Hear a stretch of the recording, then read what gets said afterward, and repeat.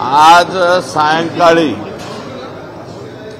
माननीय मुख्यमंत्री महोदय हे उज्ज्वल निकम साहेब यांना भेटतायत, म्हणजे त्यांनी वेळ दिलेली आहे आणि आज सायंकाळी ते भेटतील. कारण उद्याच्याला साहेब दावोसला जाणार आहे. दावोसला जाण्यापूर्वी माननीय उज्ज्वल निकम यांची सरकारी वकील म्हणून त्या ठिकाणी नियुक्ती करायची अशा पद्धतीचा त्यांनी मला आज दुपारी 11:30 वाजता सांगितलेलं आहे.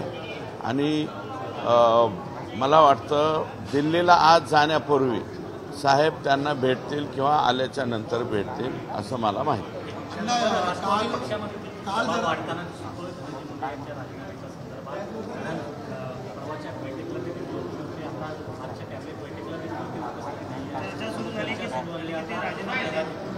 नाही, हे राष्ट्रवादीच्या अंतर्गत प्रश्नावरती आम्ही बोलू शकत नाही. राष्ट्रवादीचा तो अंतर्गत विषय आहे. त्यांचा दबाव वाढलाय का दबाव जागेवर आहे का दबावच नाही हे मी काय सांगू शकतो. मी भाजपचा माणूस आहे. भाजपवाला मी कशाला राष्ट्रवादीचं सांगू. परंतु राष्ट्रवादीवाल्यांनी जो काही विचार करायचा तो त्यांनी करावा. राष्ट्रीय अध्यक्ष साहेबांनी, प्रफुल्लभाई पटेल आहेत, भुजबळ साहेब आहेत, तटकरे साहेब आहेत, हे वरिष्ठ नेते मंडळी जे आहेत यांनी त्यांच्या बाबतीतला काय तो निर्णय करावा.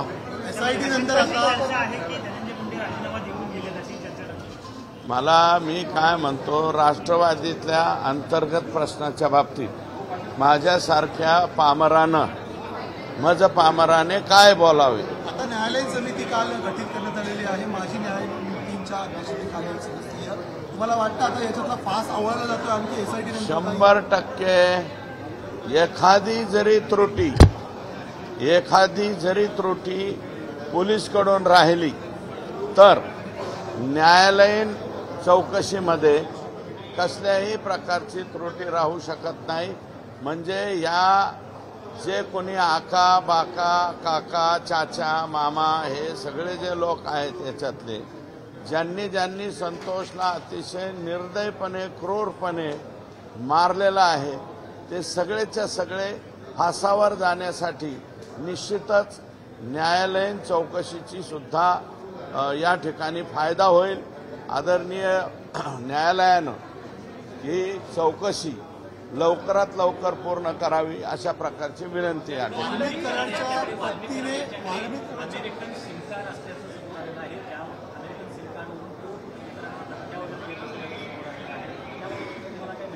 सिम कार्ड कोणाकडं? अमेरिकेची नोंदणी असलेली सिम कार्ड. वाल्मिक कराडकडे अमेरिकेची नोंदणी असलेलं सिम कार्ड होतं आणि त्यातून तो अनेकांना धमकी देत असल्याचं आता समोर आलंय. हे बघा, आका जो आहे हा सोपा आका नाहीये. हा आका 17 मोबाईल वापरत होता. आता तुम्ही नाविन्यपूर्ण योजना सांगितली की अमेरिकेवरून धमकी देत होता. वापरत असेल, तेही करत असेल. आका काय नाही करू शकत. आकाचा बाका 50 लोकांना प्रत्येक महिन्याला काहीतरी ठराविक रक्कम पाठवत होता. आका ठराविक लोकांना म्हणतोय, लोकांना शब्द वापरतो. तुमचं तुम्ही समजून जा. वाल्मिक कराडच्या पत्नीने तुमच्यावरती गंभीर आरोप केलेले आहेत. त्यांचं म्हणणं आहे की माझ्याकडे सुरेश दास यांचेही काही व्हिडिओ आहेत ते मी योग्य वेळ आल्यावर.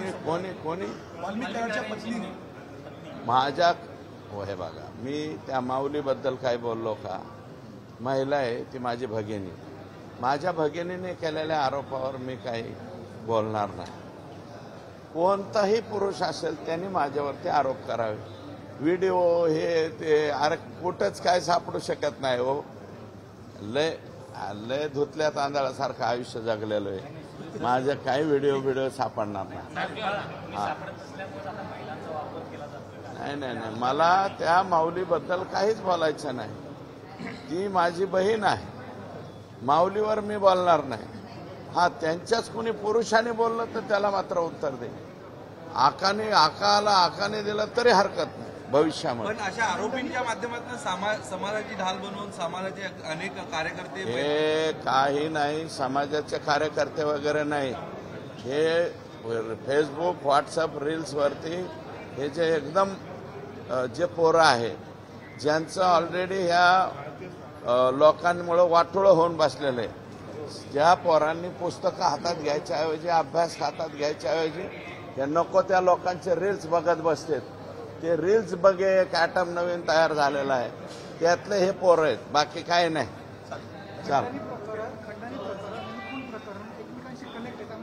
100% खंडणीला आडवा आला म्हणूनच संतोष देशमुख, हे कोण मी नाही सांगत, SIT सांगते.